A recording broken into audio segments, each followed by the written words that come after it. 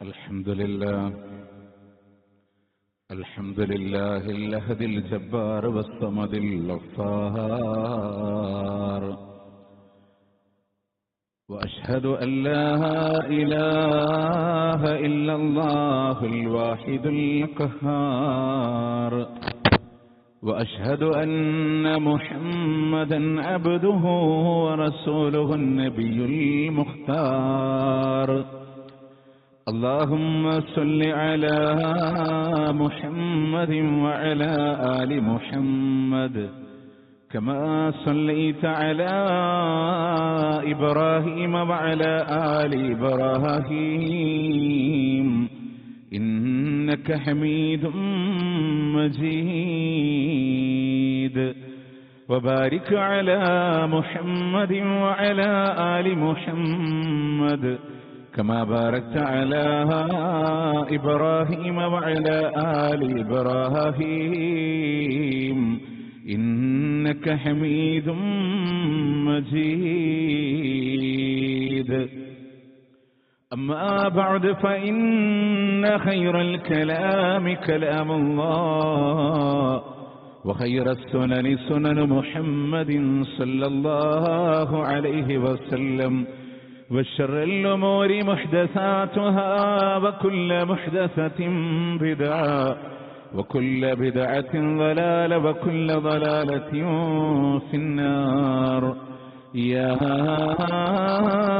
أيها الذين آمنوا اتقوا الله حق تقاته ولا تموتن إلا وأنتم مسلمون.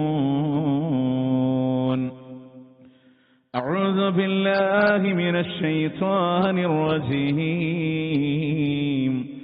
بسم الله الرحمن الرحيم.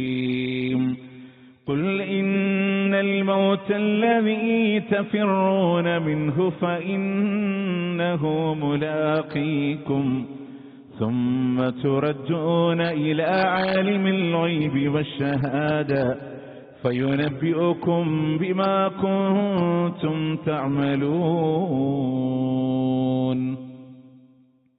പ്രിയ സത്യവിശ്വാസികളെ, വിശ്വാസിനികളെ, അല്ലാഹു റബ്ബുൽ ഇസ്സത്തിന്റെ വിധിവിലക്കുകൾ ജീവിതത്തിന്റെ ഇതര മേഖലകളിൽ പാലിച്ചുകൊണ്ട് ജീവിതം മുന്നോട്ട് നയിക്കണമെന്ന് ആദ്യമായി എന്നോടെന്ന പോലെ നിങ്ങളോടും ഓർമ്മപ്പെടുത്തുകയാണ്, വസിയത്ത് ചെയ്യുകയാണ്. വിശുദ്ധ ഖുർആനിലെ സൂറത്ത് ജുമുഅയിൽ അല്ലാഹു സുബ്ഹാനഹു വ തആല ജൂതന്മാരെ വെല്ലുവിളിച്ചുകൊണ്ട് ചോദിക്കുന്നൊരു ചോദ്യമുണ്ട്. ഖുൽ യാ അയ്യുഹല്ലദീന ഹാദു ഇൻ സഅംതും അന്നകും ഔലിയാഉ ലില്ലാഹി മിൻ ദൂനിന്നാസ്. മറ്റുള്ള ആളുകളെ കൂടാതെ നിങ്ങളാണ് അല്ലാഹുവിന്റെ ആളുകളെന്ന് നിങ്ങൾ വാദിക്കുന്നുണ്ടെങ്കിൽ ഫതമന്നവുൽ മൗത്ത്, നിങ്ങൾ മരണത്തെ ഒന്ന് ആഗ്രഹിക്കണം, കൊതിക്കണം. എന്നിട്ട് അല്ലാഹു തആല പറഞ്ഞൊരു വാക്കുണ്ട്, അവരൊരിക്കലും അതിനെ ആഗ്രഹിക്കില്ല. കാരണം അവരുടെ കരങ്ങൾ ചെയ്തു വെച്ച പ്രവർത്തനങ്ങൾ കാരണത്താൽ മരണഭയം അവരെ അലട്ടുന്നുണ്ട് എന്ന് അല്ലാഹു സുബ്ഹാനഹു വ തആല. എന്നിട്ട് അല്ലാഹു നമ്മളോടൊക്കെ പഠിപ്പിച്ചൊരു പാഠമുണ്ട്.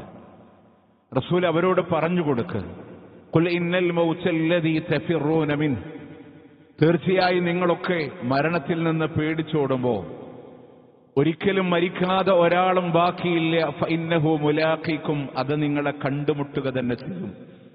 മരിക്കാതെ ഒരാൾ പോലും ലോകത്തോട് ബാക്കിയില്ല. ആ മരണം നിങ്ങളെ കണ്ടുമുട്ടുക തന്നെ ചെയ്യും. എന്നാൽ മരണത്തോടുകൂടെ ജീവിതം അവസാനിക്കുന്നുണ്ടോ? ഇല്ല. യഥാർത്ഥമായ ജീവിതത്തിന്റെ തുടക്കം അവിടെയാണ്.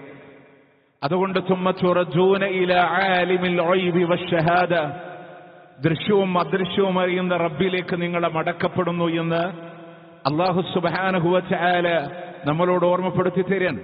എന്തുകൊണ്ടാണ് ആ സന്ദർഭത്തിൽ ആ പ്രയോഗം തന്നെ റബ്ബ് നടത്തിയത്? നമ്മൾ ദുനിയാവിൽ ചെയ്ത മുഴുവൻ ദൃശ്യമാവട്ടെ അദൃശ്യമാവട്ടെ മുഴുവൻ പ്രവർത്തനങ്ങളെയും കാണുകയും അറിയുകയും രേഖപ്പെടുത്തുകയും ചെയ്ത റബ്ബിന്റെ വിചാരണയിലേക്ക് നമ്മൾ മടങ്ങാനുണ്ട് എന്ന ഓർമ്മപ്പെടുത്തൽ അല്ലാഹു സുബ്ഹാനഹു വ തആല നമ്മളോട് തന്നതാണ്. അതുകൊണ്ട് തന്നെ ആ മടക്കം ഏത് സന്ദർഭത്തിലാണെന്ന് നമുക്ക് ആർക്കും പറയാൻ കഴിയില്ല. പക്ഷെ നമ്മൾ ആലോചിക്കണം, മരണത്തിന് വേണ്ടി പോകാനുള്ള ഒരു ആത്മബലം നമ്മളിലേക്ക് ലഭിക്കാൻ എന്ത് നമ്മളുടെ കൈകളിലുണ്ട് എന്ന ഒരു പരിശോധനയ്ക്ക് വേണ്ടി മാത്രമാണ് ഇൻഷാ അല്ലാഹ് ഇന്നത്തെ ഖുത്ബ നിങ്ങളുടെ ശ്രദ്ധയിൽപ്പെടുത്താനുള്ളത്. എന്ത് നമ്മളുടെ കയ്യിലുണ്ട്? ഈ ദിവസമല്ലേ, ഈ ജൂലൈ 25-ാം തീയതിയുടെ വൈകുന്നേരമാണ് മലക്കുൽ മൗത്ത് നമ്മളുടെ റൂഹിനെ കൊണ്ടുപോകുന്നതെങ്കിൽ നമ്മളുടെ അവസ്ഥ എന്താണ്? റഹ്മത്തിന്റെ മലായിക്കത്തുകളാണോ അതല്ല അദാബിന്റെ മലായിക്കത്തുകളാണോ നമ്മളുടെ റൂഹിനെ കൊണ്ടുപോകാനായി കടന്നു വരുന്നത്? പ്രിയമുള്ളവരെ, ഒരേ ഒരു വിഷയം, അള്ളാഹിന്റെ മലക്കുൽ മൗത്ത് കടന്നു വരുന്ന സന്ദർഭങ്ങളിൽ പിന്നീട് ഒരവസരങ്ങളെ ചോദിക്കാൻ നമുക്ക് സാധ്യമാവാത്തൊരു പശ്ചാത്തലങ്ങളാണ്. അതുകൊണ്ട് ആയുസിന്റെ സമയങ്ങളെ ഉപയോഗപ്പെടുത്താൻ മഹാനായ പ്രവാചകൻ സല്ലല്ലാഹു അലൈഹി വസല്ലമ നമ്മളോട് പഠിപ്പിച്ച ചില പാഠങ്ങളുണ്ട്. ഈ ദുനിയാവ് ഒരു പച്ചപ്പാണ്. നമുക്ക് തോന്നുന്ന ഒരുപാട് കാലം ഇനിയും ഞാനിവിടെ ഉണ്ടാവുന്നുള്ളതാണ്. ഒരൊറ്റ പോയിന്റ് നിങ്ങൾ ആലോചിച്ചാൽ മതി. ജീവിച്ചു തീർത്തതാണ് ജീവിക്കാനുള്ളതിനേക്കാൾ കൂടുതൽ. ജീവിച്ചു തീർത്തതാണ് ജീവിക്കാനുള്ളതിനേക്കാളും കൂടുതലെന്ന് ആ ഒരു വിഷയം നിങ്ങൾ ആലോചിച്ച് നോക്കിയിട്ടുണ്ടോ? ഓരോ മരണവാർത്തയിലും നമ്മൾ പറയുന്നു ഇന്നാ ലില്ലാഹി വ ഇന്നാ ഇലൈഹി റാജിഊൻ. ഞങ്ങളും നാളെ മരിക്കാനുള്ളവരാണ്. മഹാനായ ഇബ്നു റജബുൽ ഹംബലി റഹ്മത്തുള്ളാഹി അലൈഹിയുടെ അടുക്കൽ ഒരാൾ ഇങ്ങനെ കടന്നു വന്നു. അദ്ദേഹം കടന്നു വന്നിട്ട് സംസാരിക്കുമ്പോൾ ചോദിച്ചു, താങ്കൾക്ക് പ്രായം എത്ര ആയിട്ടുണ്ട്? അദ്ദേഹം പറഞ്ഞു 60 വയസ്സോളായിട്ടുണ്ട്. അപ്പൊ ഇബ്നു റജബുൽ ഹംബലി റഹ്മത്തുള്ളാഹി അലൈഹി പറഞ്ഞൊരു വാക്കുണ്ട്, യാത്ര തുടങ്ങിയിട്ട് 60 വർഷമായല്ലേ? താങ്കൾ ലക്ഷ്യത്തിലേക്ക് എത്താനായിട്ടുണ്ട്. ആ മനുഷ്യൻ പറഞ്ഞു ഇന്നാ ലില്ലാഹി വ ഇന്നാ ഇലൈഹി റാജിഊൻ. പിന്നെ അതെന്താണെന്ന് വിശദീകരിക്കാൻ നമ്മളിവിടെ മനസ്സിലാക്കേണ്ടത്, നമ്മളും യാത്ര തുടങ്ങിയിട്ട് കുറച്ചായി, നമ്മളുടെ ലക്ഷ്യത്തിലേക്ക് നമ്മൾ എത്താനായിട്ടുണ്ട് എന്നുള്ളതാണ്. മഹാനായ അലി ഇബ്നു അബീ ത്വാലിബ് റളിയല്ലാഹു അൻഹു മദീനയുടെ ബക്കീന്റെ ഖബർസ്ഥാനിൽ അദ്ദേഹം പറഞ്ഞൊരു വാക്കുണ്ട്, തന്റെ കൂടെയുള്ള ആളുകളോട് ബോധ്യപ്പെടുത്തി കൊടുക്കാൻ വേണ്ടി അദ്ദേഹം പറഞ്ഞൊരു വാക്കുണ്ട്, യാ അയ്യതുഹൽ മഖാബിർ, അല്ലയോ ഖബർസ്ഥാൻ, കം ഫീക മിൻ ഖരീബ്, എന്റെ എത്ര പ്രിയപ്പെട്ടവർ അടുത്ത ആളുകൾ നിന്നിലുണ്ട്, വകം ഫീക മിൻ ഹബീബ്, എന്റെ എത്ര പ്രിയപ്പെട്ട ആളുകൾ നിന്നിലുണ്ട്, അയ്യുഹൽ മൗത്ത് മാദാ ഫഅൽത, അല്ലയോ മരണമേ അവരെ നീ എന്ത് ചെയ്തു, അക്കൽതുൽ ഖദ്ദൈൻ, അവരുടെ കവിൾത്തടങ്ങളെ ഞാൻ തിന്നുപോയി, അക്കൽതുൽ ഐനൈൻ, അവരുടെ കണ്ണുകളെ ഞാൻ തിന്നുപോയി. ഇത് അലി ഇബ്നു അബീ ത്വാലിബ് റളിയല്ലാഹു അൻഹു കൂടെയുള്ളവരോട് ബോധ്യപ്പെടുത്താനായി പറഞ്ഞു കൊടുക്കാൻ. ദുനിയാവിൽ നമ്മൾ കൊണ്ടു നടന്ന നമ്മളുടെ ശരീരങ്ങൾ ഖബറിലെ മണ്ണിനോട് ചേർന്നു പോയി എന്ന യാഥാർത്ഥ്യത്തെയാണ്. അതേപോലെ സമാനമായ സംഭവം മഹാനായ ഉമർ ഇബ്നു അബ്ദുൽ അസീസ് റഹ്മത്തുള്ളാഹി അലൈഹി അദ്ദേഹം ഇതേപോലെ ജനങ്ങളോട് പറയുന്നുണ്ട്, അല്ലയോ സമ്പന്നരെ, നിങ്ങളുടെ സമ്പത്ത് ഓഹരി വെക്കപ്പെട്ടിരിക്കുന്നു. അല്ലയോ ഭർത്താക്കന്മാരെ, നിങ്ങളുടെ ഭാര്യമാരെ മറ്റുള്ളവർ വിവാഹം കഴിച്ചിരിക്കുന്നു. അല്ലയോ ഭാര്യമാരെ, നിങ്ങളുടെ ഭർത്താക്കന്മാർ മറ്റുള്ളവരെ വിവാഹം കഴിച്ചിരിക്കുന്നു.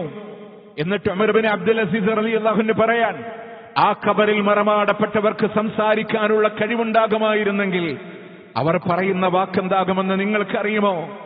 ഞങ്ങൾ നേടിയെടുത്ത ഇബാദത്തുകളും ആർജിച്ചെടുത്ത തഖ്വയുമല്ലാതെ ഞങ്ങളുടെ കയ്യിലൊന്നുമില്ല എന്ന് അവർ വിളിച്ചു പറയുമായിരുന്നു എന്നുള്ളതാണ്. പ്രിയമുള്ളവരെ, ശരീരത്തിന്റെ അവസ്ഥ പറഞ്ഞു. നമ്മൾ ആലോചിച്ച് നോക്ക്, നമ്മൾ കൂടെ എന്തിനും എന്റെ കൂടെയുണ്ടെന്ന് പറയുന്ന കുടുംബമാണ്. അവർ കഴിഞ്ഞില്ലേ പ്രിയപ്പെട്ടവരുടെ മയ്യത്ത് മുന്നിൽ വെച്ച് നമസ്കരിക്കുമ്പോ ഒരു ഭർത്താവ് മനസാക്ഷിയോട് ചോദിക്കുക, എന്താണ് മയ്യത്ത് നിസ്കാരത്തിൽ നമ്മൾ പറയണ വാക്കെന്താണ്? വഅബ്ദിൽ ഹുദാറൻ ഖൈറൻ മിൻ ദാരി വഅഹ്ലൻ ഖൈറൻ മിൻ അഹ്ലി വസൗജൻ ഖൈറൻ മിൻ സൗജി. 10-24 കൊല്ലക്കാലം 30 വർഷക്കാലം കൂടെ പുറത്തവരുടെ മയ്യത്ത് മുന്നിൽ വെച്ച് പറയുന്നു, അല്ലാഹുവേ എന്നെക്കാളും നല്ലൊരു ഭർത്താവിനെ കൊടുക്കണേ അല്ലാഹ്. നമ്മളുടെ പ്രിയപ്പെട്ട ഭർത്താവിന്റെ മയ്യത്ത് മുന്നിൽ വെച്ച് ഇയാളുടെ മരണത്തോടുകൂടെ ഇദ്ദയിലേക്ക് കടക്കുന്ന സഹോദരി, എന്നെക്കാളും നല്ലൊരു ഭാര്യയെ കൊടുക്കല്ല. പ്രിയമുള്ളവരെ, ഈ ദുനിയാവിലൊന്ന് മനസ്സ് വെച്ചിട്ട് കുടുംബത്തോടെ സ്വർഗത്തിൽ എത്തിച്ചേർന്ന് ആ സ്വർഗത്തിലെ ദമ്പതികളായി കഴിയില്ലേ? അള്ളാന്റെ ഖുർആൻ പറഞ്ഞു, കഴിയും. അവരെ സ്വർഗത്തിൽ ഒരുമിച്ച് ചേർക്കും. ആരെ? അവരെ സ്വാലിഹീങ്ങളായി കുടുംബത്തിൽ നിന്നുണ്ടോ ഒരുമിച്ച് ചേർക്കും. ആ സ്വർഗത്തിലെ തട്ടുകൾ ഉണ്ടാവില്ലേ, പല ദറജകളിൽ ഉണ്ടാവില്ലേ? പക്ഷെ ആ ഉന്നതമായ ദറജയിൽ ആ കുടുംബത്തിനെ ഒരുമിച്ച് ചേരാൻ അവരുടെ ഇബാദത്തുകൾ വ്യത്യസ്തമാണെങ്കിലും ഒരുമിച്ച് പോകാൻ ശ്രമിച്ചാൽ അല്ലാഹ് അവസരം കൊടുക്കും. അതുകൊണ്ട് സമ്പത്ത് വിട്ടുപോകുന്ന, കുടുംബം വിട്ടുപോകുന്ന, എല്ലാം വിട്ടുപോകുന്ന, ശരീരങ്ങൾ നശിച്ചു പോകുന്ന ഈ ലോകത്ത് നിന്ന് കൊണ്ടുപോകാൻ എന്തുണ്ട് എന്ന് നമ്മളുടെ ദുനിയാവിൽ ഒന്നും ഉപകാരപ്പെടുന്നില്ല. ഇനി കാത്തിരിക്കാൻ സമയമില്ല കേട്ടോ. മയ്യത്ത് പൊതിയാനുള്ള കഫംപുട എവിടെയാ? ഇതെന്തിനാ നിങ്ങളോട് പറയണേ? അക്സിറോ ദിക്റ ഹാദിമൽ ലസ്സാത്ത്, സുഖഭോഗങ്ങളുടെ അന്ധകനായ മരണത്തിന്റെ ചിന്തകളെ നിങ്ങൾ അധികരിപ്പിക്കണേ. സകലതും തകർത്ത് കളയുന്ന നമ്മളുടെ മയ്യത്ത് പൊതിയാള കഫംപുടവ ഉണ്ടോ പ്രിയമുള്ളവരെ നമ്മളുടെ കയ്യിൽ? എന്റെ ഹലാലായ സമ്പാദ്യം കൊണ്ട് പ്രിയമുള്ളവരെ പലതും സ്വരൂപിച്ചു വെച്ചവരോട് ദുനിയാവിൽ മോളെ അസ്മാ, ബാപ്പാന്റെ കഫംപുടവ ഒന്ന് കഴുകി വെക്കുമോളെ. അബൂബക്കർ സിദ്ദീഖ് റളിയല്ലാഹു അൻഹു, ബാപ്പാതിലെ കുങ്കുമപ്പൂവിന്റെ കറയുണ്ട്. പുതിയത് ജീവിച്ചിരിക്കുന്നവർക്കല്ലേ, മരിക്കുന്നവർക്ക് പഴയത് മതി, അത് കഴുകി വെക്കുമോളെ അസ്മാ എന്ന് പറഞ്ഞ മഹാനായ അബൂബക്കർ സിദ്ദീഖ് റളിയല്ലാഹു അൻഹു നമ്മളുടെ സമ്പാദ്യം കൊണ്ട് നമ്മളവിടെ കരുതിയിട്ടില്ല. ഇല്ല. ഇനി ഏറ്റവും മർമ്മമാണ് ചോദിക്കുന്നത്, ആരാധനകളെ കൊണ്ട് എന്ത് കരുതി? സ്വർഗത്തിലൊരു വീട് വെക്കാൻ ആരെയും കുറ്റപ്പെടുത്താൻ പറയല്ല. ഇന്ന് വെള്ളിയാഴ്ച ജുമാക്ക് വന്നവരാ നമ്മൾ. ഏത് സമയത്ത് വന്നു നമ്മുടെ മനസാക്ഷിയോട് നമ്മൾ ചോദിക്കണം. ഇൻഷാ അല്ലാഹ് അല്ലേ? ഒരു അൽക്കഹ്ഫ് പാരായണം ചെയ്തിട്ട് ഇന്ന് പള്ളിക്ക് വരാനുള്ളൊരു മനസ്സ് ഇന്നലെ മഗ്‌രിബ് മുതൽ നമ്മളിൽ ഉണ്ടായിട്ടുണ്ടോ എന്നുള്ളത് നമ്മൾ ആലോചിക്കണം.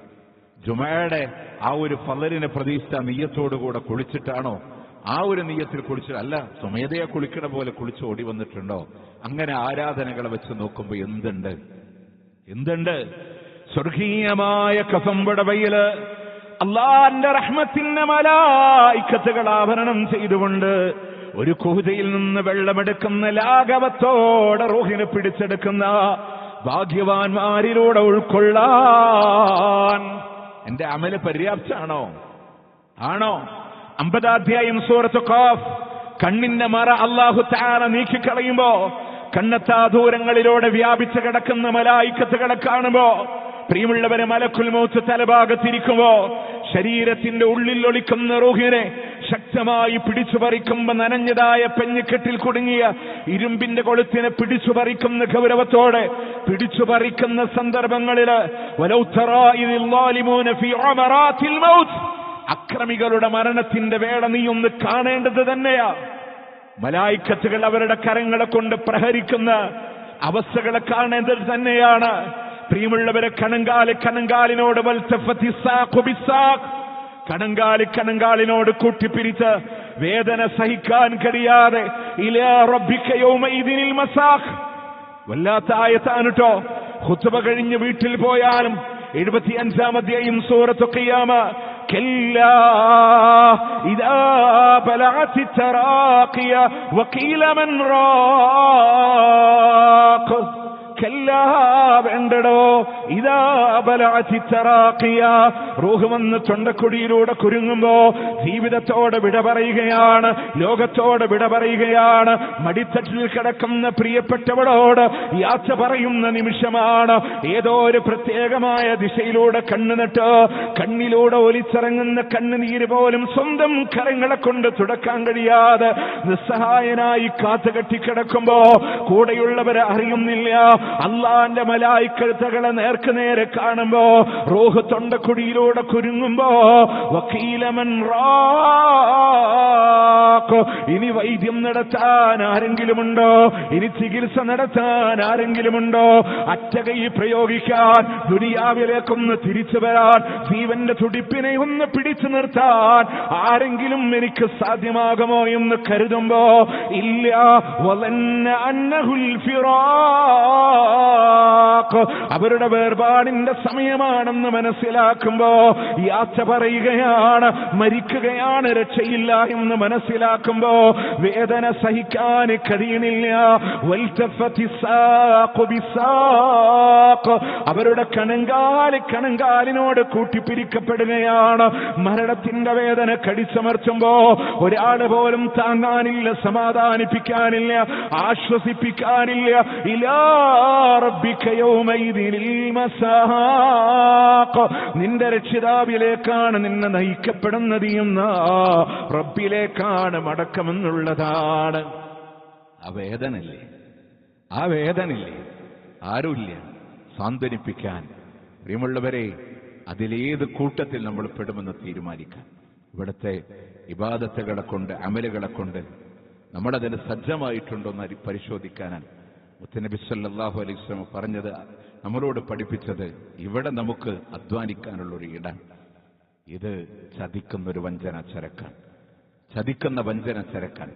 പക്ഷേ ഒരായത്തുണ്ടല്ലോ, ബൽ തുഅ്സിറൂനൽ ഹയാത്തുദ് ദുനിയ, നമ്മൾ ഈ ലോകത്തിന് പ്രാധാന്യം കൊടുത്തു. വൽ ആഖിറതു ഖൈറും വഅബ്ഖാ, എന്നും ബാക്കിയുള്ള പരലോകം, എന്നും ബാക്കിയുള്ള പരലോകം.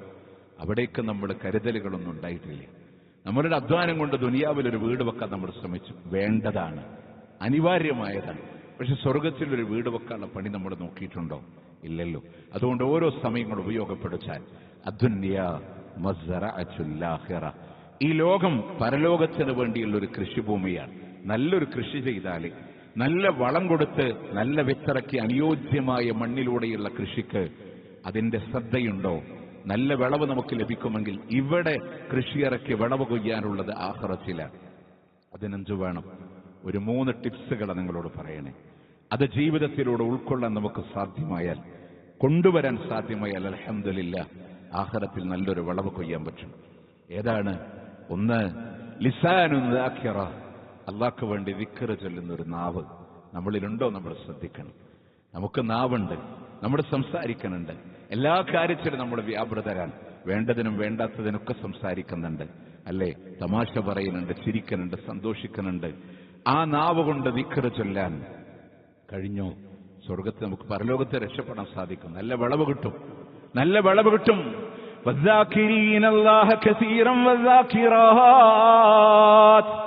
ധാരാളമായി അള്ളാഹ്ക്ക് ദിക്ർ ചൊല്ലുന്ന സ്ത്രീകളുണ്ടോ, പുരുഷന്മാരുണ്ടോ? അള്ളാഹു പാപമോചനങ്ങളെ വച്ചിട്ടുണ്ട്. താഴ്ഭാഗത്തുകൂടി അരുവികൾ ഒഴുകുന്ന സ്വർഗമുണ്ട്. ധാരാളമായിട്ട് ദിക്ർ ചൊല്ലാൻ. അദ്കാർ സബാഹ്, അദ്കാറുൽ മസാ, രാവിലെ ചൊല്ലേണ്ട ദിക്റുകള്, രാത്രി ചൊല്ലേണ്ട ദിക്റുകള്. വാഹനം ഡ്രൈവ് ചെയ്യുമ്പോൾ ചുണ്ടിലൂടെ തത്തിക്കളിക്കട്ടെ, ദിക്റുകൾ ഉണ്ടാവട്ടെ. ഉമ്മ അടുക്കളയിൽ ഭക്ഷണം പാചകം ചെയ്യുമ്പോ നമ്മളുടെ നാവില് ദിക്റുകൾ ഉണ്ടാവട്ടെ. അങ്ങനത്തെ ഒരു നാവിനെ സ്വന്തമാക്കാൻ ഈ ദുനിയാവിലൂടെ കഴിഞ്ഞാൽ പ്രാക്ടീസ് ചെയ്യണം. പ്രിയമുള്ളവരെ, പ്രാക്ടീസ് ചെയ്യണം. വെറുതെ ഇരിക്കുമ്പോൾ പാട്ട് പാടുന്ന ആളുകളുണ്ട്, അല്ലേ? നമ്മുടെ വായിൽ ആ വരുന്നത് അള്ളാന്റെ ദിക്റുകളാവാൻ, അള്ളാന്റെ ഖുർആനായി തീരാൻ, ആ കലാമായി തീരാൻ. നിങ്ങൾ നോക്ക്, നാളെ പരലോകത്തെ രക്ഷപ്പെടാൻ നാവ് നന്നായില്ലേ? അതുകൊണ്ടുള്ള പ്രശ്നങ്ങളെ തീരൂല്ലേ? കാരണം എന്താ?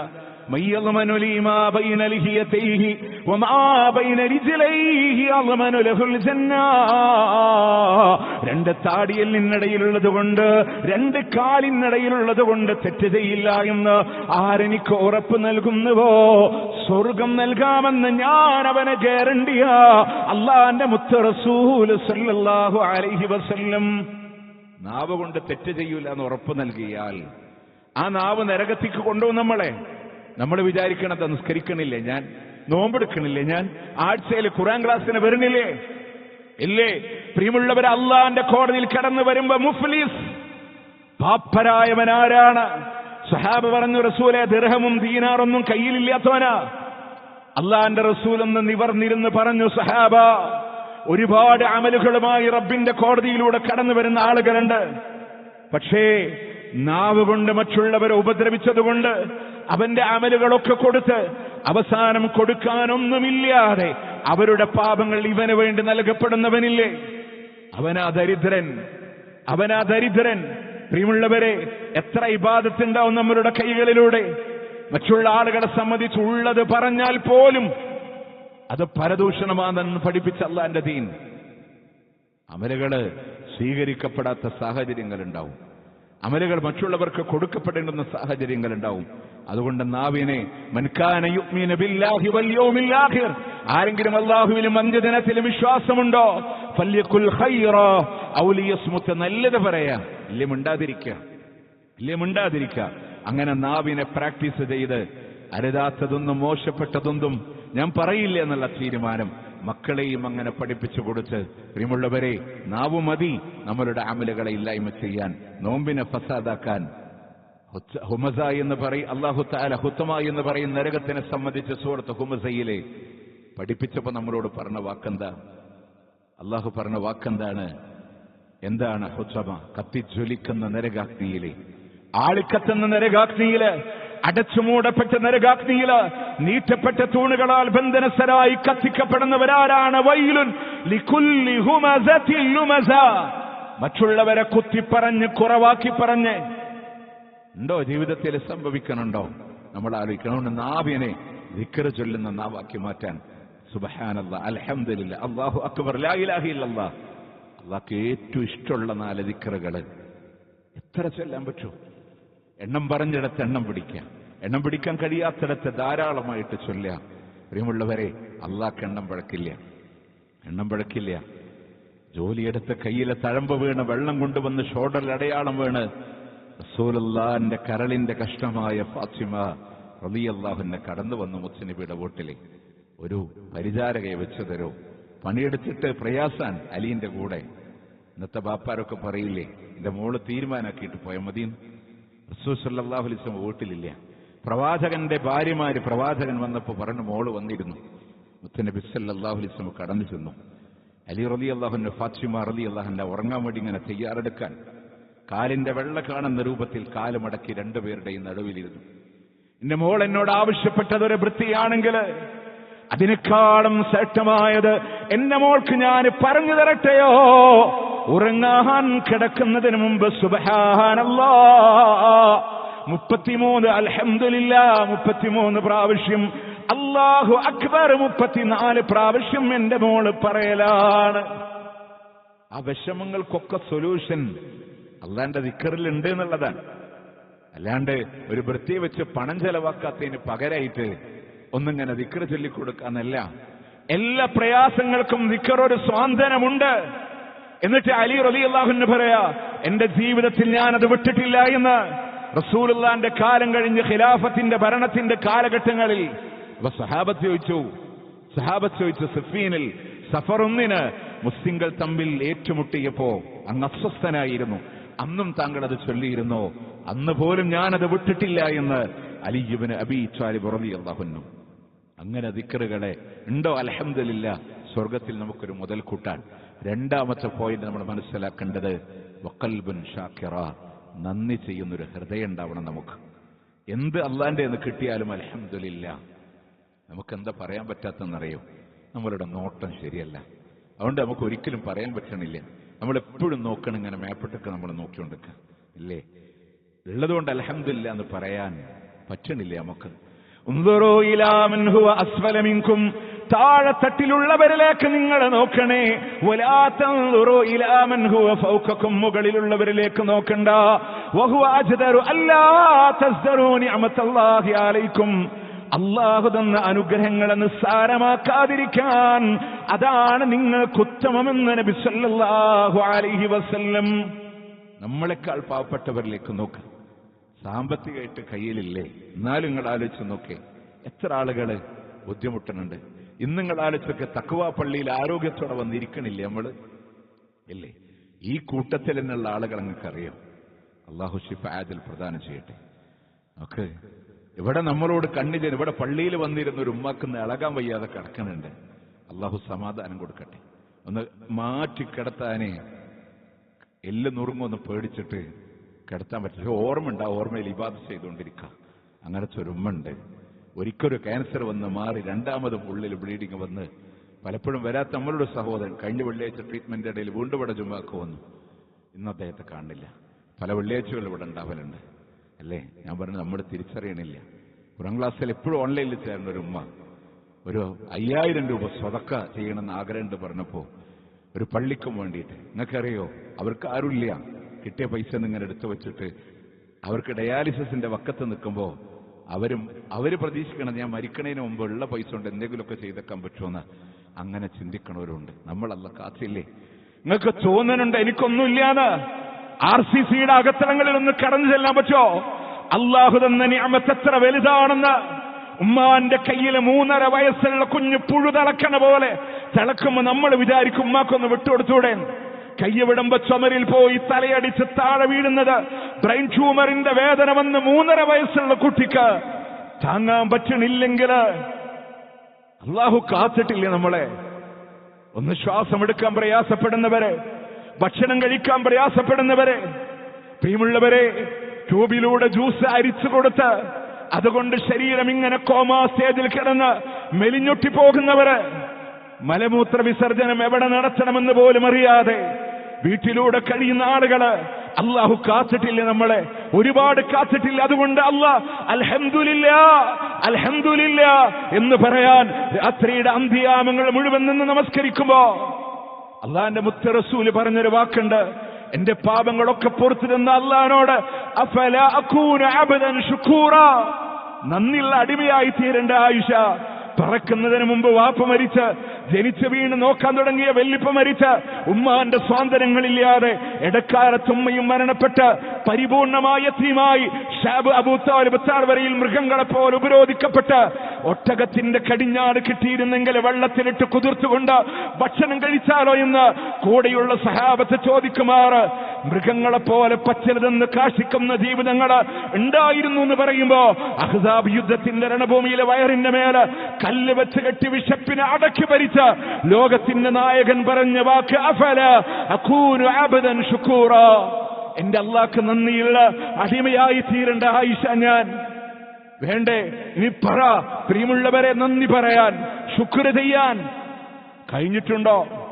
അങ്ങനത്തെ ഒരു മനസ്സുണ്ടായാലേ അൽഹംദുലില്ലാ ആഖിറത്ത് രക്ഷപ്പെടും. ഹൃദയത്തിൽ ഒന്ന് ടച്ച് ചെയ്യുന്ന ഒരു ഭാഗമുണ്ട് ഖുർആനിൽ. ഇരിക്കണ മുഴുവൻ ആളുകൾക്കും അറിയും. വൽആദിയാതി ളബ്ഹാ ഫൽമൂരിയാതി ഖദ്ഹാ ഫൽമുഈറാതി സുബ്ഹാ ഫഅസർന ബിഹി നഖഅ ഫവസത്ന ബിഹി ജംഅ. അല്ലാഹു 5 കാര്യങ്ങൾ അവിടെ സത്യം ചെയ്തു പറഞ്ഞു. കിതച്ചുകൊണ്ട് വേഗത്തിലോടുന്നവ തന്നെയാണ് സത്യം. അവയുടെ ഓട്ടത്തിന്റെ വേഗത പറയും. കുളമ്പ് പാറയെ തട്ടുമ്പോ തീപ്പൊരി പാറുന്നുണ്ട്, മണലിലൂടെ ഓടുമ്പോ പൊടിപടലങ്ങൾ അന്തരീക്ഷത്തിൽ പാറുന്നുണ്ട്. ശത്രുസേനയുടെ മധ്യത്തിലേക്ക് മനുഷ്യൻ മടിപിടിക്കുന്ന പ്രഭാത സമയത്തോടി ശത്രുസേനയുടെ മധ്യത്തിലേക്ക് എടുത്തു ചാടുന്നുണ്ട്. ഏതാ ഈ സത്യം?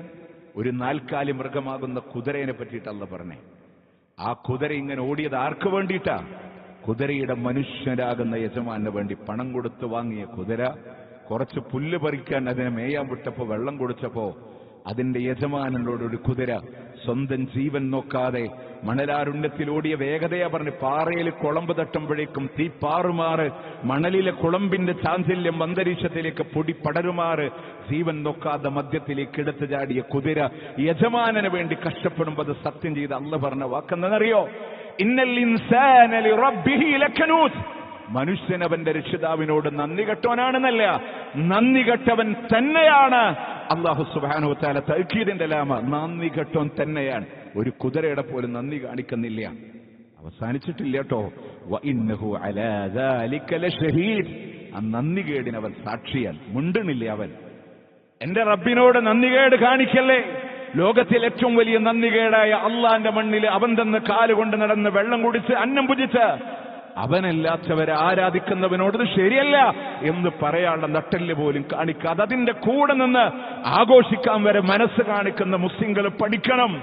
കുതിരയെക്കാളും മോശപ്പെട്ടവനായി മാറിയില്ലേ? അല്ലേ പ്രിയമുള്ളവരെ?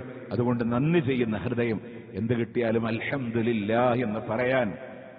രാത്രിയിൽ ഉറക്കില്ലാതെ വിശപ്പുകൊണ്ട് നടക്കണം മുത്തു റസൂൽ സല്ലല്ലാഹു അലൈഹി വസല്ലം. വിശപ്പിന്റെ കാഠിന്യം അവിടെ നേല് പോലെ അബൂബക്കർ റളിയല്ലാഹു അൻഹു. എന്തേ അബൂബക്കറെ വിശപ്പ് നബിയെ ഉറങ്ങാൻ പറ്റണില്ല. പിന്നെ കാണുന്നു ഉമർ ഇബ്നു ഖത്താബ്. ഏതൊരു കാരണം അല്ലാഹുവിന്റെ പ്രവാചകന്റെ ഉറ്റമിത്രത്തെ പുറത്താക്കിയിട്ടുണ്ടോ? അത് ഉമറിനെയും പുറത്താക്കി. വിശപ്പുണ്ട്, ഉറങ്ങാൻ പറ്റണില്ല. അങ്ങനെ റസൂലുള്ളാഹി 2 പേരെയും കൂട്ടിയൊരു അൻസാരിയായ സഹാബിയുടെ ഈത്തപ്പനത്തോട്ടത്തിൽ അദ്ദേഹം ഈത്തപ്പഴം പറിച്ച് റസൂലുള്ളാഹിന്റെ കൈവെള്ളയിൽ വെച്ചു കൊടുത്തപ്പോ അത് അബൂബക്കർ റളിയല്ലാഹുവിന്റെ ഉമർ റളിയല്ലാഹുവിന്റെ കയ്യിൽ വെച്ചു കൊടുത്തിട്ട് പറഞ്ഞൊരു വാക്കുണ്ട്, അബൂബക്കറെ, ഉമറെ, വിശന്നപ്പോ കിട്ടി ഈ ഈത്തപ്പഴല്ലേ, ഇതിനെപ്പറ്റി പടച്ചോൻ നാളെ ചോദിക്കൂട്ടോ. അത്ര വിശപ്പിലും ആ കിട്ടിയതിന് അൽഹംദുലില്ലാ എന്ന് പറയാൻ, അല്ലാഹ് ചോദിക്കുമ്പോ മറുപടി പറയാൻ, ശുക്ർ പറയാൻ നന്ദിയുള്ളൊരു ഹൃദയം. നമ്മൾ നന്ദി ചെയ്തോ? വമൻ യശ്കുറു ഫഇന്നമാ യശ്കുറു ലിനഫ്സി. അവന്റെ സ്വന്തം ശരീരത്തിന് നന്ദി ചെയ്യുന്നത്. നന്ദികേട് കാണിച്ചാൽ അള്ളാഹ്ക്കൊന്നുമില്ല കേട്ടോ. അതുകൊണ്ട് നന്ദി ചെയ്യുന്ന ഹൃദയം, ദിക്ർ ചൊല്ലുന്നൊരു നാവ്, അങ്ങനെ ഉണ്ടാവണം. തോന്നി അവരെപ്പോഴും നമ്മൾ പ്രാക്ടീസ് ചെയ്യണം. എന്ത് കിട്ടിയാലും അള്ളാഹിനെ ഓർക്കുന്ന, ശുക്ർ പറയുന്ന, നന്ദി പറയുന്ന ഒരു ഹൃദയം ഉണ്ടാവുക. 3 നമ്മൾ ദുനിയാവിൽ സ്വരൂപിക്കേണ്ടത് വസൗജത്തുൻ തുഈനു അലാ ഉമൂരിൽ ആഖിറ, പരലോക കാര്യങ്ങൾക്ക് മോട്ടിവേറ്റ് ചെയ്യുന്ന, പ്രചോദനം നൽകുന്ന ഒരു ഇണ ഉണ്ടാവാൻ ശ്രദ്ധിക്കാം. നമ്മളുടെ ഇണകളെ പരലോകത്തിലേക്ക് പ്രചോദനം കൊടുക്കുന്ന ഇണകളാവാം. അങ്ങോട്ട് നോക്കേ, റസൂൽ ദുആ ചെയ്തില്ലേ, റഹിമല്ലാഹു ലിറജുലിൻ, ഒരു ഭർത്താവിന് അല്ലാഹു കരുണ ചെയ്യട്ടെ. ആ ഭർത്താവിനാണെന്നറിയോ, രാവിലെ നേരത്തെ എണീക്കുന്നവനാ, അവന്റെ ഭാര്യ വിളിക്കുന്ന പക്ഷേ അവൻ എണീക്കുന്നില്ല, അവരുടെ മുഖത്ത് വെള്ളം കുടഞ്ഞെണീപ്പിക്കുന്ന ഭർത്താവുണ്ടോ? അല്ലാഹു കരുണ ചെയ്യട്ടെ, അല്ലാഹു കരുണ ചെയ്യട്ടെ. മുത്തുനബിയുടെ പ്രാർത്ഥന ഉണ്ട് ഭാര്യ വിളിച്ചുണർത്തുന്ന ഭർത്താവിന്. അതുപോലെ ഭർത്താവിനെ വിളിച്ചുണർത്തുന്ന ഭാര്യക്ക് അല്ല കരുണ ചെയ്യട്ടെ. നമ്മളൊക്കെ സുബൈക്ക് ജമാഅത്തിന് വരണവരാണ്. എന്താ ചെയ്യാറ്? കീശയിലെ വീടിന്റെ കീ ഉണ്ടാവും. പതുക്കെ ശബ്ദം ഉണ്ടാക്കാതെ വീട് ലോക്ക് ചെയ്ത് ജമാഅത്തിന് വരുന്നവരെ, എന്റെ ഭാര്യ മക്കൾ ഉറങ്ങാണ്, ഉണർത്തണ്ടെന്ന് കരുതി. എത്ര വലിയ തെറ്റാ നമ്മൾ ചെയ്ത്. നമ്മളുടെ വീട് അഗ്നിക്കരയാണെന്ന് വിചാരിക്കും. നമ്മൾ ഇറങ്ങൂല്ല. എന്റെ ഭാര്യ മക്കളൊക്കെ ഉറങ്ങിക്കോട്ടെ, ഞാൻ അവരെ ഉണർത്തണ്ട, തീ കത്തിക്കോട്ടെ, കുഴപ്പമില്ല, നമ്മൾ ആരും വിചാരിക്കില്ല. അവരോട് സ്നേഹമുള്ളവർ എങ്കിൽ നാളത്തെ നരകത്തിൽ അവരെ കത്തിയിരിക്കപ്പെടാൻ വിടില്ല എന്ന ആഗ്രഹമുണ്ടെങ്കിൽ അവരെ കൂടെ ചേർച്ചും. മുത്തനബി സല്ലല്ലാഹു അലൈഹി വസല്ലമ റമദാന്റെ അവസാന 10 കുടുംബത്തെ വിളിച്ചുണർത്തിയ, പരലോകത്തിന് വേണ്ടി പ്രചോദനം നൽകുന്ന ഇണകളായി.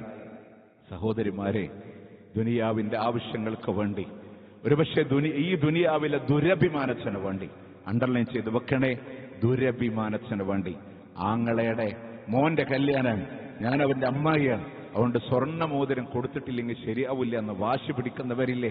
ഇല്ലേ? ആണിന് സ്വർണം ഹറാമാണ്. ആ സ്വർണം കിട്ടാൻ ഭർത്താവിന് സമ്മർദ്ദം ചെലുത്തുന്നവർ, തൗഹീദ് അറിയുന്ന, ദീൻ അറിയുന്ന ഭർത്താവ് കുടുംബത്തിലെ പ്രശ്നം ഉണ്ടാവണ്ടെന്ന് കരുതി മേടിച്ചു കൊടുക്കാൻ തയ്യാറാകുന്നവർ, പഠിക്കട്ടോ, നരകത്തിലേക്കുള്ള വഴിയാണ്. റസൂലുള്ളാഹിന്റെ സഹാബ ജോലിക്കിറങ്ങുമ്പോ ഭാര്യമാരെ വിളിച്ചു പറയും, ഞങ്ങൾ പട്ടിണി ഞങ്ങൾ സഹിച്ചോളാം, വിശപ്പ് ഞങ്ങൾ സഹിച്ചോളാം, പക്ഷെ നരകത്തിന്റെ തീനെ സഹിക്കാൻ ഞങ്ങളെ കൊണ്ട് കഴിയില്ലട്ടോ, അതുകൊണ്ട് ഹറാമായതൊന്നും ഇങ്ങോട്ട് കൊണ്ടുവരല്ലേ എന്ന് വിളിച്ചു പറയുന്ന ഭാര്യമാരാണ് ഇസ്ലാമിന്റെ ഉമ്മമാർ, സഹാബ വനിതകൾ ഉണ്ടായിരുന്നത്. അതുകൊണ്ട് പ്രിയമുള്ളവരെ, പരലോകത്തിന് പ്രചോദനം നൽകുന്ന ആരാധനകളിലും ഖുർആനിലും ഇബാദത്തിലും കുടുംബത്തിനെ കൂടെ ചേർക്കുന്നവരായി അങ്ങനത്തെ ഒരു അവസ്ഥയിലേക്ക് മാറാൻ ആലോചിക്കുന്നുണ്ട്. കത്തിയാളുന്ന നരകത്തില്, അടച്ചുമൂടപ്പെട്ട നരകത്തില്, കൊട്ടാരങ്ങളൊക്കെ തീപ്പൊരി പാറുന്ന നരകത്തില്, അതിന്റെ കമാനങ്ങൾ തുറക്കപ്പെടുമ്പോ ചങ്ങലകളാൽ മുഖം കുത്തി വലിച്ച നരകത്തിന്റെ മുന്നിൽ കൊണ്ടുവന്ന് എന്റെ പ്രിയപ്പെട്ടവളെ നിർത്തി വലിച്ചതിലേക്ക് എറിയുമ്പോ താങ്ങാൻ കഴിയില്ല റബ്ബേ, സഹിക്കാൻ കഴിയില്ല റബ്ബേ. പ്രിയപ്പെട്ട ഭർത്താവിനെ വലിച്ചു കൊണ്ടുവരുമ്പോ വീട്ടിലൂടെ ഒരു പോറലേൽക്കാതെ പൊന്നുപോലെ കൊണ്ടു നടന്ന മക്കളെ ഹിദായത്തിന്റെ വഴി കിട്ടാതെ വന്ന് നരകത്തിലേക്ക് വീഴേണ്ട സാഹചര്യങ്ങൾ വരുമ്പോ നമ്മളതിന് കാരണക്കാരായി മാറുമ്പോ പ്രിയമുള്ളവരെ സഹിക്കാൻ പറ്റോ? വീടിന്റെ അകത്തളങ്ങളെ നമ്മൾ പാചകം ചെയ്യുന്ന അടുപ്പിൽ നിന്ന് പടർന്നൊരു തീ നമ്മളുടെ മക്കളുടെ ശരീരത്തിൽ നിന്ന് വ്യാപിക്കുമ്പോ അവരുടെ ശരീരം പൊള്ളിയതിനേക്കാളും മേലെ നമ്മളുടെ മനസ്സ് വേദനിക്കുന്നുണ്ടെങ്കിൽ ഓർക്കുന്നുണ്ടോ നിങ്ങള്? താഴെ കാല് വെക്കുമ്പോ, കാലിന്റെ താഴെ കല്ല് വെക്കുമ്പോ തലച്ചോറ് തലച്ചുമറിയുന്ന നരകത്തില്, കല്ല് പോലും കത്തിപ്പോകുന്ന നരകത്തില്, ഒരു കാലത്തും മോചനമില്ലാത്ത നരകത്തില് അവിടേക്ക് വലിച്ചെറിയാൻ എന്റെ മക്കളെ, എന്റെ ഭാര്യയെ, എന്റെ ഭർത്താവിനെ താങ്ങാനുള്ള കരുത്തില്ല റബ്ബേ എന്ന് മനസ്സിലാക്കുമ്പോ കൂടെ ചേർത്ത് ആരാധനയിലുണ്ടോ? എല്ലാ മേഖലയും പെർഫെക്റ്റ് ആവും. അതുകൊണ്ടാണ് ഈ 3 കാര്യം ഉണ്ടെങ്കിലേ പരലോകത്ത് വിളവ് കൊയ്യാന്ന് പറഞ്ഞേ. ദിക്ർ ചൊല്ലുന്ന നാവും, നന്ദി ചെയ്യുന്ന ഹൃദയവും, പരലോകത്തേക്ക് സഹായിക്കുന്ന ഇണയും. നാവിന്റെ മേഖല പെർഫെക്റ്റായി അല്ലാഹ്ക്കെപ്പോഴും ഇബാദത്ത് ചെയ്യുന്ന ഒരു ഹൃദയം നമ്മളിലുണ്ടായി. കുടുംബ സാഹചര്യങ്ങളിൽ വളരെ ഇമ്പോർട്ടന്റ് ആണ്. കുടുംബ സാഹചര്യങ്ങളിൽ ഇബാദത്തിന്റെ അവസരങ്ങളുണ്ടായി. ദയ്യൂസുകളായി, തിന്മയുടെ കൂട്ടിക്കൊടുപ്പുകാരായി ഒരു ഭർത്താക്കന്മാരും മാറാതിരിക്കാൻ ശ്രദ്ധിക്കണം. അത് അല്ലാഹുവിന്റെ മുത്ത് റസൂലിന്റെ വാക്കാണ്.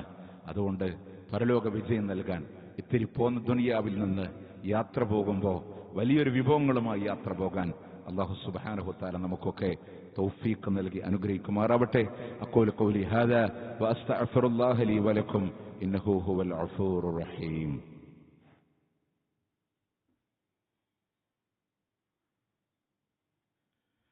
الحمد لله رب العالمين والعاقبة للمتقين ولا عدوان إلا على الظالمين وصلي وأسلم على رسوله النبي الكريم وعلى آله وصحبه أجمعين أما بعد اتقوا الله يا عباد الله.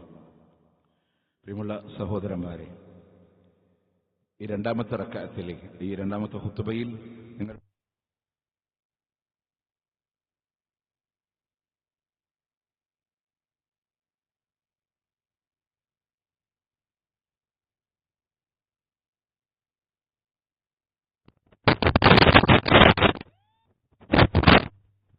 വേറൊരാള് നമ്മുടെ എണീറ്റാൽ വേറൊരാൾ, അല്ലെങ്കിൽ ഒരു സദസ്സിലിരിക്കുമ്പോൾ എണീറ്റ് പോയാൽ വേറൊരാൾ തിരിച്ചു വന്നവിടെ ഇരിക്കും. അപ്പൊ അവിടെ നമ്മൾ മനസ്സിലാക്കേണ്ട യാത്രയുടെ മര്യാദ, ഇരുത്തത്തിന്റെ മര്യാദ ഇസ്ലാം എന്ത് പറഞ്ഞു? ഒന്ന് നമ്മൾ മനസ്സിലാക്കേണ്ടത്, ഒരാൾ ഇരുന്ന സ്ഥലത്ത് അയാൾ അവിടെ ഉണ്ടെങ്കിൽ ഒരാൾ അവിടെ ഇരിക്കാൻ പാടില്ല. തിരിച്ചു വരുന്ന ആളാണെങ്കിൽ അവിടെ നമ്മൾ ആ സീറ്റിൽ ഇരിക്കാൻ പാടില്ല. നബി സല്ലല്ലാഹു അലൈഹി വസല്ലം പറഞ്ഞു, മൻ ഖാമ മിൻ മജ്ലിസിഹി, ഒരാൾ തന്റെ മജ്ലിസിൽ നിന്ന് എഴുന്നേൽക്കാൻ, സുമ്മ റജഅ ഇലൈഹി, എന്നിട്ട് അതേ ആ മജ്ലിസിലേക്ക് അയാൾ തിരിച്ചു വന്നാൽ ഫഹുവ അഹഖു ബിഹി, അതിന് ഏറ്റവും അവകാശി ആ പോയ വ്യക്തിയാണ്. ഇമാം മുസ്ലിം അവിടുത്തെ സ്വഹീഹിൽ ഉദ്ധരിക്കാൻ പോയ വ്യക്തിയുടെ സീറ്റാണ്. അതുകൊണ്ട് തന്നെ ആ വ്യക്തി വരുമ്പോൾ ആ സീറ്റ് അദ്ദേഹത്തിന് അവകാശപ്പെട്ടതാണ്.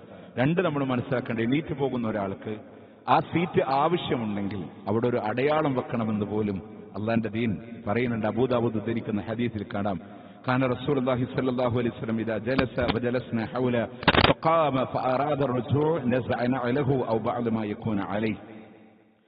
ഒരാള് അവിടെ പ്രവാചകൻ ഇരുന്നു, റസൂലുള്ളാഹിന്റെ കൂടെ സഹാബത്തൊക്കെ ഇരിക്കുന്നുണ്ട്. അപ്പൊ അവിടെ പറയണം, ഒരാൾ ഇരിക്കുന്നിടത്ത് നിന്ന് എണീറ്റ് പോയി തിരിച്ച് മടങ്ങി വരാൻ ഉദ്ദേശിക്കുന്നുണ്ടെങ്കിൽ ഒന്നുകിൽ അയാളുടെ ചെരുപ്പ് അവിടെ എന്ത് ചെയ്യട്ടെ, അവിടെ ഊരി വെക്കുക, അല്ലെങ്കിൽ എന്തെങ്കിലും ഒരു വസ്തു അത് അയാളുടെ സ്ഥലമായിരുന്നു എന്ന് ബോധ്യപ്പെടുത്താൻ അവിടെ വെക്കണമെന്ന് അള്ളാഹിന്റെ മുത്ത് റസൂൽ സല്ലല്ലാഹു അലൈഹി വസല്ലം. അപ്പൊ വേറൊരാൾ അവിടെ എന്ത് ചെയ്യില്ല, കയറിയിരിക്കില്ല. അങ്ങനൊരു അടയാളം വെക്കൽ മര്യാദ പറയുന്നുണ്ട്. ഇനി മറ്റൊരു വിഷയം നമ്മൾ ശ്രദ്ധിക്കേണ്ടത്, നമ്മൾ കടന്നു ഇരിക്കണ ഒരാളിനെ എണീപ്പിച്ചിട്ട് ഒരിക്കലും നമ്മൾ എന്ത് ചെയ്യരുത്, അവിടെ ഇരിക്കരുത്. നമ്മളിനി എത്ര വലിയ ആളായിക്കോട്ടെ, ഇരിക്കുന്ന ഒരാളെ എണീപ്പിച്ചിട്ട് നമ്മൾ എന്ത് ചെയ്യാൻ പാടില്ല, ആ സ്ഥലത്ത് ഇരിക്കാൻ പാടില്ല. അത് നമ്മൾ ഒരിക്കലും ചെയ്യണ ഒരു പണിയല്ല എന്നുള്ളത്. ഇപ്പൊ നമ്മൾ പള്ളിയിലായിക്കോട്ടെ വേറെ സ്ഥലങ്ങളിലാവട്ടെ എവിടെ പോയാലും ഇരിക്കണ ഒരാളെ എണീപ്പിച്ചിട്ട് അത് അയാളോട് ചെയ്യുന്നൊരു മര്യാദ കുറവാണ്. നബി സല്ലല്ലാഹു അലൈഹി വസല്ലം അവരോട് പഠിപ്പിക്കാൻ ഇമാം ബുഖാരി മുസ്ലിം ഉദ്ധരിച്ച മുത്തഫഖുൻ അലൈഹി ഹദീസാണ്. ലാ യുഖീമന്ന അഹദുക്കും റജുലൻ മിൻ മജ്ലിസി, ഒരാളുടെ മജ്ലിസിൽ നിന്ന് നിങ്ങളിൽ ഒരാളും മറ്റുള്ളവരെ എണീപ്പിക്കരുത്. സുമ്മ യജ്ലിസു ഫീ, എണീപ്പിച്ചിട്ട് അവിടെ ഇരിക്കണ പണി നിങ്ങൾ ചെയ്യാൻ പാടില്ല. വലാകിൻ തഫസ്സഹു, എന്നാൽ നിങ്ങളൊരു വിശാലത ഉണ്ടാക്കുക. വതവസ്സഉ, വിശാലമായി ഒന്ന് നീങ്ങിയിരുന്ന് കൊടുക്കുക. വകാന ഇബ്നു ഉമർ റളിയല്ലാഹു അൻഹു, ഇബ്നു ഉമർ റളിയല്ലാഹു അൻഹു ചെയ്തിരുന്നത്, ഇദാ ഖാമ ലഹു റജുലുൻ മിൻ മജ്ലിസി, അദ്ദേഹം ഇബ്നു ഉമർ റളിയല്ലാഹു അൻഹു അദ്ദേഹം സദസ്സിലേക്ക് വരുമ്പോൾ ആരെങ്കിലും എണീറ്റിട്ട് സീറ്റ് കൊടുത്താൽ ലം യജ്ലിസ് ഫീ, അവിടെ അദ്ദേഹം ഇരിക്കില്ല. ആ വ്യക്തിയെ എണീപ്പിച്ചിട്ട് അവിടെ ഇരുത്തുന്നൊരു സമ്പ്രദായം ഇബ്നു ഉമർ റളിയല്ലാഹു അൻഹു സ്വീകരിച്ചിട്ടില്ല. അപ്പൊ അതുകൊണ്ട് തന്നെ നമ്മൾ ഒന്ന് നീങ്ങിയിരുന്ന് അഡ്ജസ്റ്റ് ചെയ്ത് കൊടുക്കാന്നല്ലാതെ അയാൾ എഴുന്നേൽക്ക്, ഇയാൾ ഇവിടെ ഇരിക്കട്ടെ എന്ന് പറയാൻ പാടില്ല. അപ്പൊ ഈ ഒരു മര്യാദ പലപ്പോഴും ജീവിതത്തിൽ നമ്മുടെ ഇസ്ലാമാണ് എല്ലാ മേഖലകളിലും അല്ലാഹുവിന്റെ ദീൻ സ്പർശിക്കുന്നുണ്ട്. പ്രാവർത്തിക തലങ്ങളിൽ കൊണ്ടുവരാൻ നമ്മൾ ശ്രദ്ധിക്കുക. ഒരൊറ്റ വാക്കോടെ പറയാണ്, നമ്മൾ ജുമാക്ക് വന്നവരാണ്. ജുമാക്ക് വന്ന എന്തിനാണ്? ഒരു ഫർള് വീടാനാണ്. ജുമയുടെ കൂലി നമുക്ക് കിട്ടണമെന്ന് ആഗ്രഹിച്ചിട്ടാണ്. എപ്പോഴാണ് പള്ളിക്ക് എത്തേണ്ടത്? ഇമാം മിമ്പറിലേക്ക് കയറുന്നതിന് മുമ്പാണ് നമ്മൾ പള്ളിയിലേക്ക് എത്തേണ്ടത്. അതുകൊണ്ട് മാക്സിമം നമുക്ക് ഒരു തിരിച്ചറിവിന് വേണ്ടി ഒരു ഓർമ്മപ്പെടുത്തൽ എന്നുള്ള രൂപത്തിൽ പറയാൻ നമ്മളെപ്പോഴും മനസ്സിലാക്കുക. നമ്മുടെ ഈ പള്ളിയെ സംബന്ധിച്ചിടത്തോളം 12:40 നമ്മൾ കണക്കാക്കിയിട്ടുള്ള സമയം. അതിന്റെ മുമ്പ് എന്തായാലും നടക്കില്ല. അത് കഴിഞ്ഞാൽ ചെറിയ മാറ്റങ്ങൾ ഉണ്ടായാലും ആ സമയത്തിലേക്ക് കണക്കാക്കി നമ്മളത് പ്ലാൻ ചെയ്ത് എനിക്ക് ജുമഅക്ക് എത്തണം, ആ ഫളല് കിട്ടണം എന്ന പൂർണ്ണമായ നിയ്യത്തോടു കൂടെ ഇൻഷാ അല്ലാഹ് നമ്മൾ വരിക. ശനിയാഴ്ച മീൻ പിടിക്കരുത് എന്ന് പറഞ്ഞ ആൾക്കാരെ മീൻ പിടിച്ചില്ല, പക്ഷെ ഒരു കുറുക്ക് വഴി ചെയ്തു വെച്ചു, ഒരു കുഴി കുത്തി അതിലേക്കൊരു ചാല് വെട്ടി, എന്നിട്ട് മീൻ അതിൽ തടഞ്ഞിക്കൂല. പിറ്റേ ദിവസം പോയിട്ട് മീൻ പിടിക്കാന്നുള്ള പണി ചെയ്തപ്പോ അള്ളാഹ് പറഞ്ഞു, കൂനു ഖിറദത്തൻ ഖാസിയൻ, നിങ്ങൾ നിന്ദ്യന്മാരായ കുരങ്ങുകളാവാനാ പറഞ്ഞേ. നമ്മളോട് പറഞ്ഞെന്താണ്?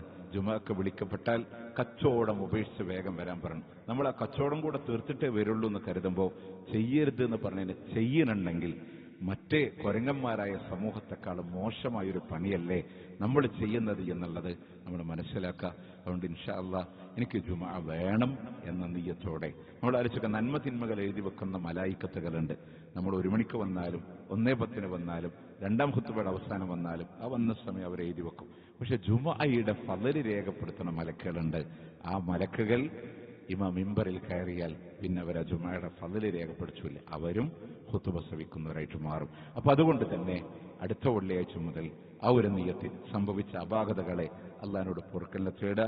എനിക്കത് കിട്ടണമെന്ന ലക്ഷ്യത്തോടുകൂടെ പള്ളിയിലേക്ക് എത്താൻ നമ്മൾ ശ്രദ്ധിക്കുക. അള്ളാഹു അനുഗ്രഹിക്കട്ടെ. അതുപോലെ ഇന്നത്തെ സാമ്പത്തികമായ കളക്ഷൻ എന്ന് പറയുന്നത് പാലക്കാട് ജില്ലയിലെ പുതുപ്പള്ളി തെരുവെന്ന് പറയുന്ന സ്ഥലത്തൊരു മദ്രസയും പള്ളിയും ഒരു ചെറിയ സൗകര്യത്തിലൂടെ വന്നതാണ്. ഞാനവിടെ ഒരു ഖുതുബ നിർവഹിച്ചിട്ടുണ്ട്. ആ ചെറിയൊരു പള്ളിയിൽ അതിന്റെ ഡെവലപ്മെന്റിന്റെ ആദ്യ സമയങ്ങളിൽ അൽഹംദുലില്ലാ വളർന്നു വരുന്നുണ്ട്. അതുകൊണ്ട് അതിന്റെ നടത്തിപ്പിനും അതിന്റെ ബാക്കി പ്രവർത്തനങ്ങൾക്കും അതിനൊന്ന് ഉഷാറാക്കി കൊണ്ടുവരാനും നമ്മളാൽ കഴിയുന്ന രീതിയിൽ ഇൻഷാ അല്ലാഹ് അള്ളാന്റെ വജഹ് ഉദ്ദേശിച്ചുകൊണ്ട് സാമ്പത്തികമായി നമ്മളൊക്കെ സഹായിക്കണമെന്ന് തന്നെ ഈ മെമ്പറിൽ വെച്ച് നിങ്ങളോട് ഓർമ്മപ്പെടുത്തുകയാണ്. നമ്മളാരും വെറുതെ ആക്കരുത്, ഈ കൊടുക്കുന്നതൊക്കെ ഉണ്ടാവുള്ളൂ എന്ന നിയ്യത്തോടുകൂടെ നമ്മൾ പ്രവർത്തിക്കുക. അള്ളാഹു സ്വീകരിക്കുമാറാവട്ടെ. രോഗം കൊണ്ട് പ്രയാസപ്പെടുന്നവർ, ദുആ കൊണ്ട് വസിയത്ത് ചെയ്തവർ, ആസ്റ്റർ മെഡിസിറ്റിയിലൂടെ കോമ സ്റ്റേജിലൂടെ കഴിയുന്ന നമ്മളുമായി ബന്ധപ്പെട്ട ഒരാൾക്ക് വേണ്ടി ദുആ ചെയ്യാൻ വസിയത്ത് ചെയ്തിട്ട് അങ്ങനെ ആരെല്ലാം ദുആ കൊണ്ട് വസിയത്ത് ചെയ്തവരുണ്ടോ എല്ലാം അറിയുന്ന റബ്ബേ ഖൈർ നൽകി നീ അനുഗ്രഹിക്കണേ അല്ലാഹ്. ഞങ്ങളെ അള്ളാഹിന്റെ സ്വർഗത്തിൽ കുടുംബത്തോട് ഒരുമിച്ച് ചേരാൻ തൗഫീഖ് നൽകി അനുഗ്രഹിക്കണേ അല്ലാഹ്. അല്ലാഹുമ്മ അഗ്ഫിർ ലിൽ മുഅ്മിനീന വൽ മുഅ്മിനാത്ത് വൽ മുസ്ലിമീന വൽ മുസ്ലിമാത്ത് അൽ അഹ്യാഇ മിൻഹും വൽ അംവാത്ത് ഇന്നക മുജീബുദ് ദഅവാതി യാ ഖാദിയൽ ഹാജാത്ത്. اللهم أعز الإسلام والمسلمين وأذل الشرك والمشركين. اللهم أجرنا من النار، اللهم أجرنا وأجر والدنا من النار. اللهم يا مقلب القلوب ثبت قلوبنا على دينك. ربنا آتنا في الدنيا حسنة وفي الآخرة حسنة وقنا عذاب النار. ربنا تقبل منا إنك أنت السميع العليم وتب علينا إنك أنت التواب الرحيم. واغفر لنا يا غافر المذنبين. وصلى الله على نبينا محمد وعلى آله وصحبه أجمعين.